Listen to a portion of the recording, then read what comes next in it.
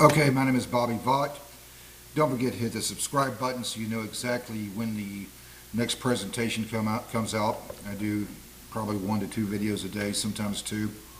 Today's 2 so far. So in any event, before getting into the details about the USS Liberty, if you're interested, there's 2 different parts of this channel. There's the part that's kind of political and sometimes historical, and then there's the investing side of this channel. If you're interested, I've been doing a whole series, everything you need to know to understand investing. I've done 14 lessons now. I'll put a link to the first lesson in the description below, and then in addition to that, each lesson has a link in the description to the next lesson, so they're all easy to find. But this today is not about that. Let's get into the USS Liberty. So first, just kind of describing the geography and the incident itself and what happened. And by the way, if I say anything in this part of the presentation that you already know, which a lot of you probably do, it's what attracted you to a title call about the USS Liberty. But if I say anything that you already know, I do apologize. I understand I'm trying to do something kind of comprehensive here. It's possible that somebody watching this presentation may not know what this whole thing was about. I have no way of knowing. Okay, so first, just kind of the geography of the situation.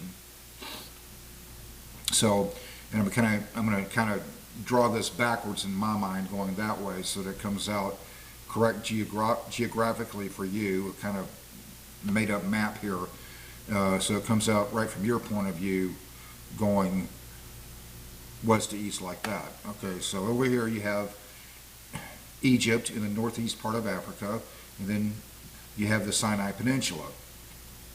So that peninsula creates two gulfs, that kind of delta-shaped peninsula, 2 gulfs.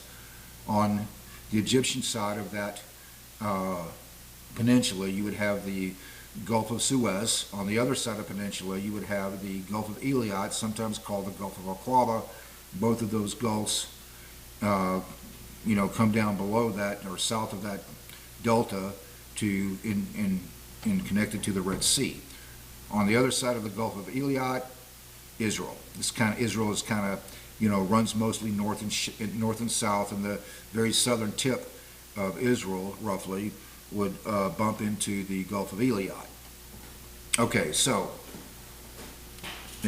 so there's Israel, and then over here you would have, and I'm kind of doing this backwards in my mind, I hope I don't get confused, but so it's right from your point of view. But over here, then you would have Syria about here, and Lebanon here. The Golan Heights is the disputed territory between Israel and Syria.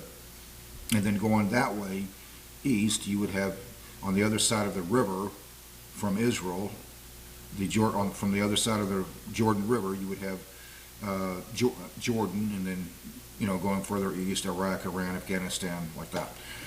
Okay, so down here the Arabian Peninsula kind of bends out like that way and creates the Strait of Hormuz over there, and the Arabian Gulf or Persian Gulf, depending on, I guess, on whether you're Arabian or Persian.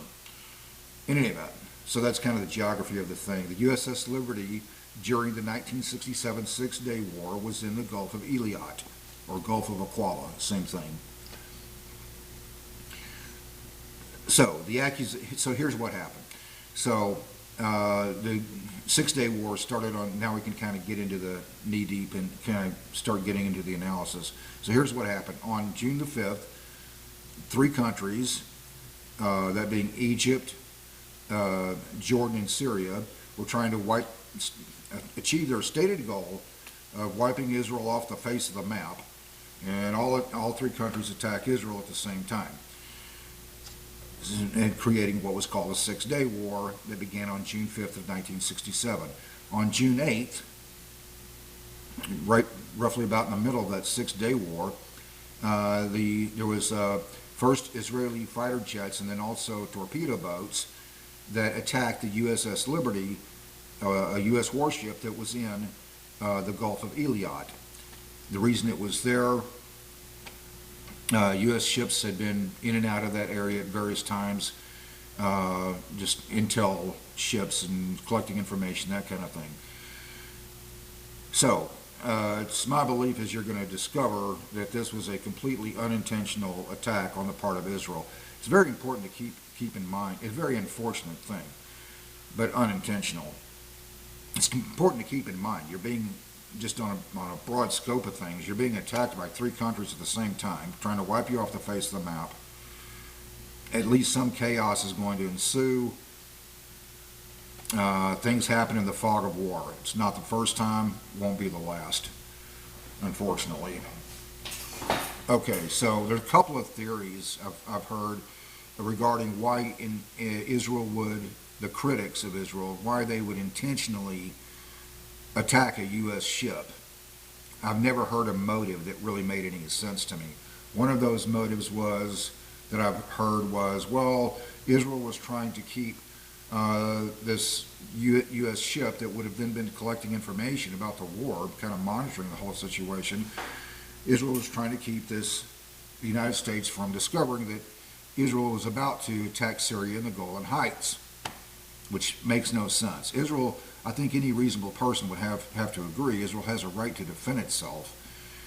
So, yeah, they were...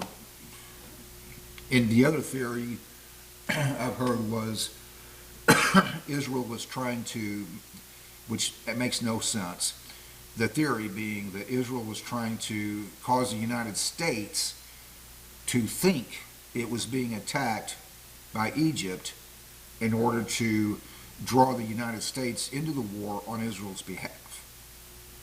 The people on the people on board the USS Liberty, oh, by the way, so 34 U.S. soldiers, sailors, Navy personnel were killed on this torpedo attack, and I forgot from reading how many, well over 100 injured, 34 killed. So, in order to believe in that theory, that the U.S. Navy personnel on board that ship knew exactly who was attacking them. They can see the planes, okay? And we know from various information it's a lot easier to mistake a ship than it is who is it other than as opposed to a plane, a fighter jet.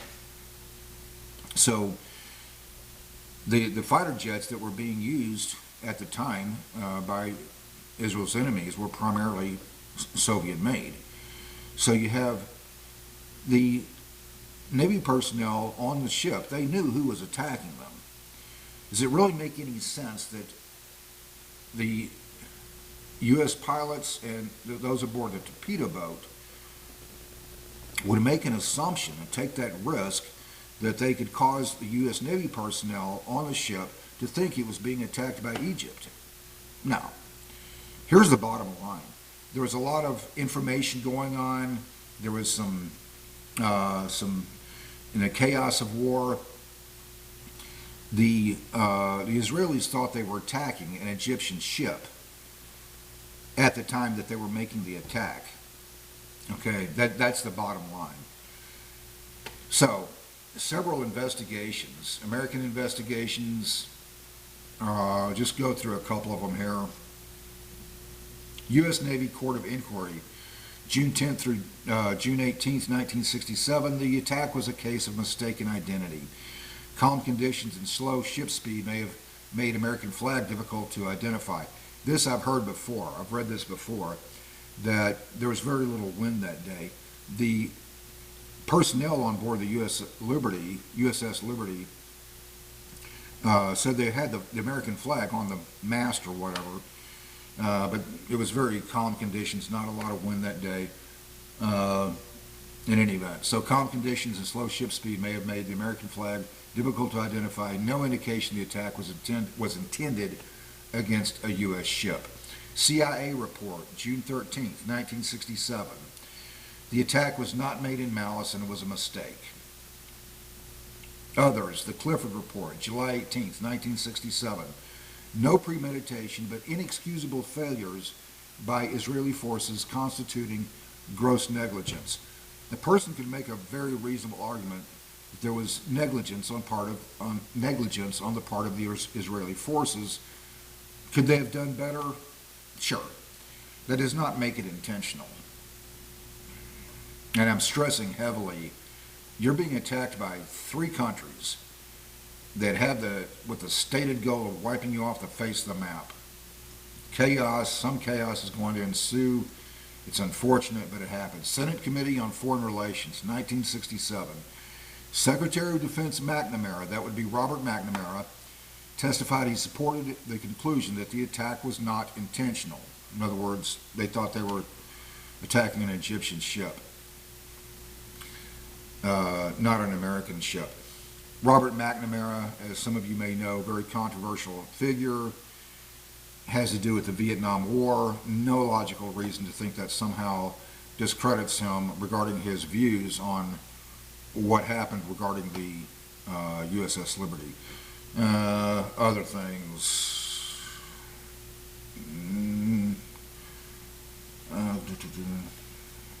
Oh yeah, Senate Select Committee on Intelligence, 1979. There was several investigations. I'm not going through all of them here. Senate Select Committee on Intelligence, 1979, responding to a critical book written by Liberty crewman James Ennis. Senate investigation found no merit to his claim that the attack was intentional. National Security Agency, 1981. Liberty was mistaken. Here's the key point here.